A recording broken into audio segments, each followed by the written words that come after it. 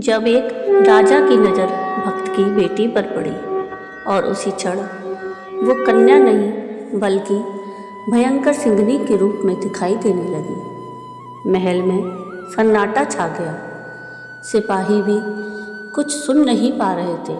आखिर यह सिंहनी कौन थी? क्या भगवान स्वयं भक्त की लाज बचाने धरती पर उतर आए थे? और इतना सब होने के बाद भी संत ने राजा को क्षमा क्यों कर दिया? आज की इस अद्भुत कथा में जानिए भक्ति, सत्य और श्री राम की चमत्कारी लीला। राधे राधे। ब्रजधाम चैनल में आप सबका स्वागत है। आज के इस वीडियो में हम श्री भक्तमाल की कथा में श्री कीताचार्य जी की एक अनोखी कथा सुनेंगे, जिसमें श्री रामचंद्र जी द्वारा कीर्ता जी की कन्या की रक्षा और संत हृदय श्री कीर्ता जी का राजा को क्षमा करना है। तो आइए सुनते हैं श्री कीताचार्य जी की कथा।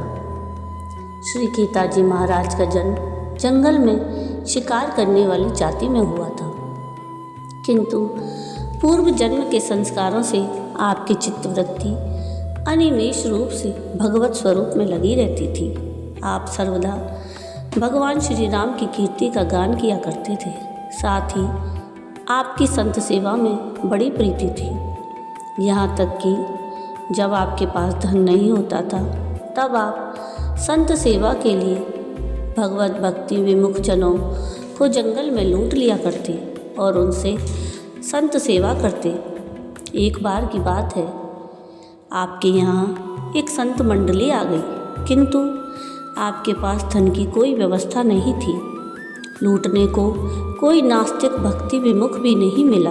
अतः आपने अपनी एक युवती कन्या को राजा के यहाँ गिरवी रख दिया और उस प्राप्त धन से संत सेवा की।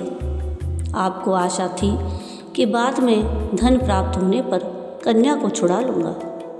उधर जब राजा की दृष्टि कीता जी की कन्या पर पड़ी तब उसके मन में कुत्सित भाव आ गया। कन्या को भी राजा की बुरी नज़र का पता चला तो उसने अपने पिता के घर गुप्त रूप से महल की एक दासी की सहायता से संदेश भेजा। बेचारे कीर्ता जी क्या करते? राज सत्ता से टकराने से समस्या का हल नहीं होना था। अंत में उन्होंने प्रभु श्री राम की शरण ली। उधर कन्या ने भी अपनी लाज की रक्षा के लिए प्रभु से प्रार्थना की। भक्त की लज्जा भगवान की लज्जा होती है। जिस भक्त ने संत सेवा के लिए अपनी लज्जा दांव पर रखती हो, उसकी लज्जा का रक्षण तो स्वयं प्रभु को करना ही होता है, और उन्होंने किया भी। राजा जब कन्या की ओर वासना के भाव से आगे बढ़ा तो उसको कन्या के स्थान पर भयंकर सिंहनी दिखाई दी। अब तो उसके प्राणों पर संकट आ गए और काम मद समाप्त हो गया। सिंहनी ने राजा को पृथ्वी पर गिराकर बहुत डराया, किंतु उसके प्राण नहीं लिए। राजा थर-थर कांपने लगा और उसका शरीर पसीने से भीग गया। उसने सिपाहियों को बुलाया पर एक भी सिपाही नहीं आया। सिपाहियों के कानों में आवाज़ ही नहीं जा रही थी। कीर्ता जी भक्त हैं, यह बात राजा को पहले से ही मालूम थी। उसे लगा कि भक्त कीता जी का अपमान करने के कारण ही उस पर ऐसा भगवान का कोप हो गया है, क्योंकि महल के ऊपर सिंहनी का चढ़कर आना असंभव है। उसने उस कन्या के रूप में दिखने वाली सिंहनी के चरणों में प्रणाम किया और क्षमा याचना करने लगा। भक्त श्री कीता जी की जय जयकार करने लगा। भाव दृष्टि बदलते ही सिंहनी पुनः कन्या के रूप में दिखाई देने लगी। राजा की आंखें खुल गईं। उन्होंने कीर्ता जी के पास जाकर क्षमा प्रार्थना की। कीर्ता जी संत हृदय थे, उन्होंने राजा को क्षमा कर दिया। श्री कीता जी भगवत कृपा प्राप्त भक्त थे। एक बार संत सेवा के लिए उन्हें एक घोड़े की आवश्यकता थी। संतों के लिए सामान लाना था और कुछ सामान संतों के निवास स्थान पर पहुंचाना था। पास में ही फौज की छावनी थी। आप वहां गए तो पहरेदार ने पूछा कि कौन है। तो आपने कहा कि मैं चोर हूँ, मेरा नाम गीता है और मैं घोड़ा चुराने आया हूँ। आपकी इस बात से पहरेदार ने समझा कि कोई फौज का अधिकारी है जो मजाक कर रहा है, अतः वह कुछ नहीं बोला।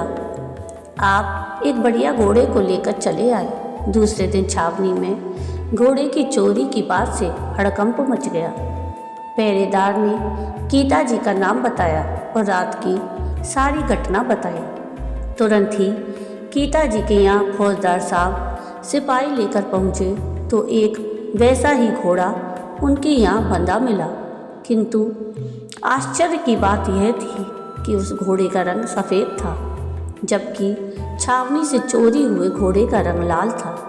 इस बारे में जब गीता जी से पूछताछ हुई तो उन्होंने सारी बात सच सच बता दी। फौजदार ने पूछा, लापता घोड़े का रंग तो लाल था, तुम्हारे यहाँ मिला हुआ घोड़ा तो सफ़ेद है। रंग बदलने के बारे में गीता जी ने कहा कि ऐसा तो प्रभु की इच्छा से ही हुआ है, यह मेरी मानवीय सामर्थ्य की बात नहीं है। आपकी सत्यनिष्ठा और भगवत भक्ति से फौज का सरदार बहुत प्रभावित हुआ और जान गया कि गीता जी सिद्ध संत हैं। राजा के साथ घटित घटना भी उसने सुन रखी थी। संत सेवा के निमित्त बहुत सा द्रव्य भेंट किया, साथ ही अपने बहुत से सैनिकों के साथ आपका शिष्य बन गया। श्री गीता जी निष्ठावान और सच्चे आज्ञाकारी साधकों को ही शिष्य बनाते थे। एक बार एक साधक भक्त ने 12 वर्ष तक आपकी सेवा की, किंतु आपने उसको तब भी दीक्षा नहीं दी। फिर अपने इष्टदेव प्रभु से राम जी के स्वप्न में आदेश देने पर उसे दीक्षा देने का निर्णय लिया। इस पर भी आपने उसकी बड़ी कठिन परीक्षा ली। शीत ऋतु में उससे एक घड़े में जल मंगवाया। जब वह साधक जल लेकर आया तो उन्होंने उसके सिर पर रखे घड़े को डंडे के प्रहार से फोड़ दिया, जिससे उसका सारा शरीर भीग गया। ठंड से उसका शरीर कांपने लगा। तत्पश्चात आपने पुनः उससे दूसरा घड़ा भरकर लाने को कहा।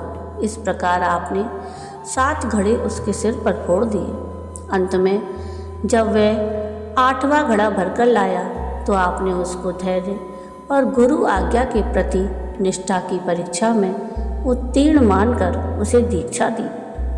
तो ये थी श्री भक्तमाल में वर्णित संत श्री गीताचार्य जी की कथा। आपको आज की ये कथा कैसी लगी मुझे कमेंट करके ज़रूर बताइएगा। और अगर आपको आज की ये कथा पसंद आई हो तो प्लीज़ इसको लाइक शेयर ज़रूर कीजिएगा और प्लीज़ मेरे चैनल को सब्सक्राइब कीजिएगा और कमेंट में राधे राधे ज़रूर लिखिएगा। वीडियो पूरा देखने के लिए थैंक यू। राधे राधे।